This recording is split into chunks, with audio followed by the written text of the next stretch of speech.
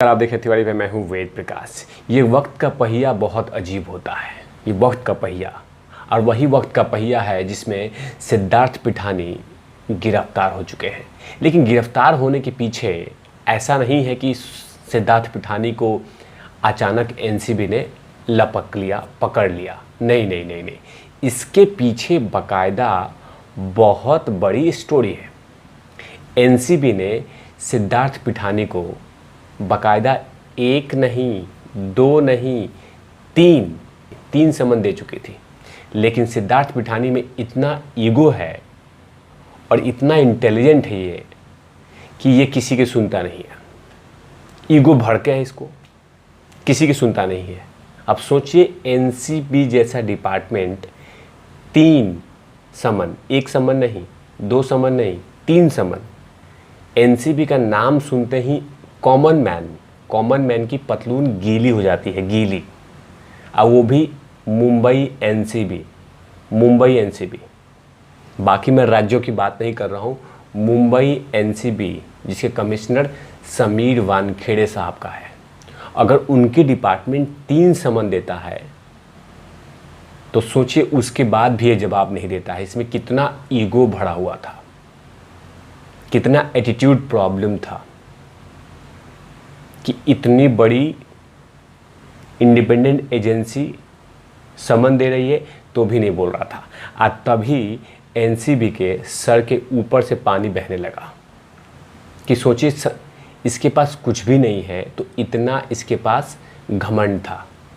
चलिए मान लीजिए कि कोई पॉलिटिशियन होता है या कोई बड़ा सा बिजनेसमैन होता है, वो अपने बिजी शेड्यूल को नहीं दे सकता था, या कोई काम में बिजी है वो नहीं दे सकता है। लेकिन सिद्धार्थ पिठानी सगाई कर रहा है, सगाई के लिए टाइम है, लेकिन एनसीबी का जवाब देने के पास इसके पास टाइम नहीं था।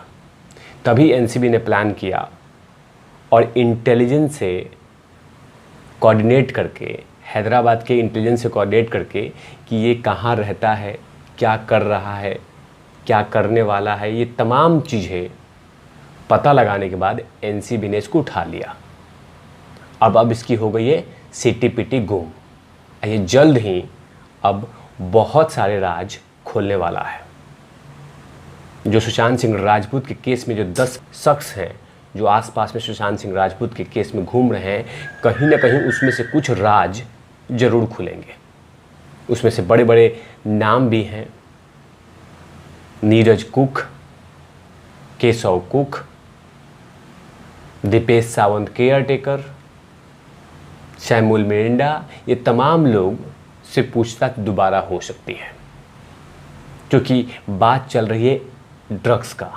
आज जब सुशांत सिंह राजपूत के घर में ड्रग्स आता था तो आखिर वो कौन लेके आता था, ये तमाम चीज़ों की जानकारी होगी। जब वो ड्रग्स सुशांत सिंह राजपूत के दिया जाता था, जब वो बर्ड बनता था, तो उस समय कौन कौन होते थे? क्या केयरटेकर वो भी ड्रग्स लेके आता था? क्या सैमुअल मिरिंडा जो मैनेजर है, क्या वो लेके आता था? क्या श्रुति मोदी जो सुशांत सिंह राजपूत की मैनेजर है, क्या वो लेके आती थी या किसी से कोऑर्डिनेट करती? ये तमाम चीज़ों की पोल पट्टी खुलने वाली है। इसमें रिया चक्रवर्ती से भी दोबारा पूछताछ हो सकती है, कंफर्म नहीं है। लेकिन 5 दिन का जो वक्त मिला है एनसीबी को, बहुत सारे राज बाहर आएंगे, बहुत सारे राज जो दफन है, क्योंकि इतनी लंबी रिमांड इस इंटेलिजेंट व्यक्ति को नहीं मिला था। सिद्धार्थ पिठानी बहुत इंटेलिजेंट क्रिमिनल है।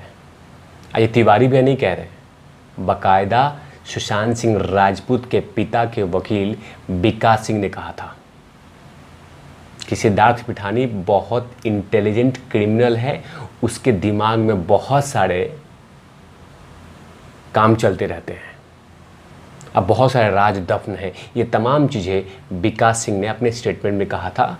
सुशांत सिंह राजपूत के केस के जो उनके पिता के वकील हैं, उन्होंने कहा था कि ये छोटा मोटा आदमी नहीं है, ये ईगोस्टिक आदमी है, इंटेलिजेंट है और साथ में इंटेलिजेंट क्रिमिनल है। ये तिवारी भैया की मनगढ़ंत कहानी नहीं, बाकायदा एक इंटेलिजेंट वकील, सुप्रीम कोर्ट के वकील विकास सिंह जी ने कहा था।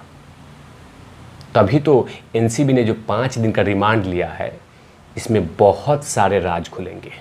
और तभी मैंने कहा कि ये वक्त का पहिया है जो बार बार घूम रहा है,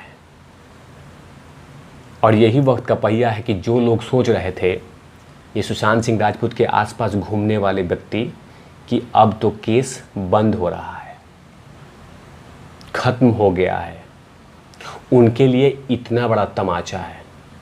जो लोग ये सोच रहे थे कि सुशांत सिंह राजपूत का केस अब क्लोजर रिपोर्ट आने वाला है, बंद होने वाला है, लेकिन उनकी भूल है। अभी तो खेला शुरू हुआ है, क्योंकि वहीं से जहां से खेल स्टार्ट हुआ था वहीं से खेल शुरू हो गया है।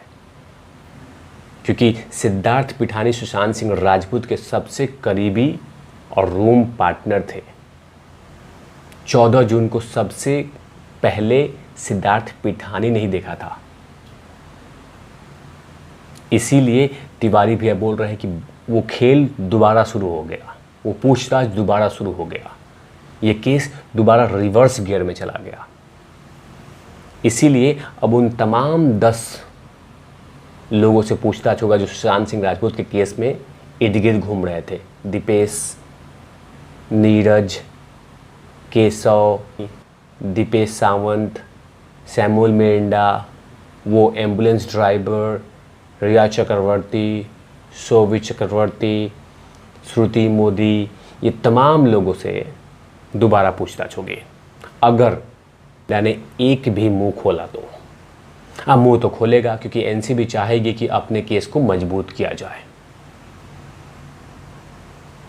जाहिर सी बात है कि एनसीबी के पास बहुत बड़ा लंबा समय है, और जाहिर सी बात है कि एनसीबी को यह भी शक है कि आखिर 3 समन देने के बावजूद भी ये ईगोस्टिक आदमी रिप्लाई नहीं कर रहा है, तो कहीं ना कहीं एनसीबी को शक हुआ है कि दाल में कुछ काला नहीं है, पूरी दाल ही काली है। क्योंकि जब अगर एनसीबी को इतना इग्नोर कर रहा था तो कहीं ना कहीं ये घमंडी था, ईगोस्टिक था, और जिस तरह से विकास सिंह ने कहा था कि ये इंटेलिजेंट क्रिमिनल है, ये तेज तरार है, बहुत बड़ा स्टेटमेंट बदल चुका है, हर दिन स्टेटमेंट बदलता था, ये तमाम चीज़ें ये डेली करता था। जब इन्वेस्टिगेशन सीबीआई और ईडी पूछती थी तो अब एनसीबी के सामने अब ये सब कुछ तोता की तरह उगलेगा, क्योंकि ये समझता था कि वो छोटी मोटी इन्वेस्टिगेशन थी, पूछताछ करके छोड़ देंगे, लेकिन नहीं, अब रिमांड पे है, अब बाकायदा सच उगलना पड़ेगा। अगर सच नहीं उगलेंगे तो पतलून गीली हो जाएगी, गीली। ऐसे तमाम खबरों के लिए आप देखते रहिए तिवारी भैया। मैं हूँ वेद प्रकाश, कैमरामैन ध्रुव लाठी के साथ ओबरन आउटलबीस।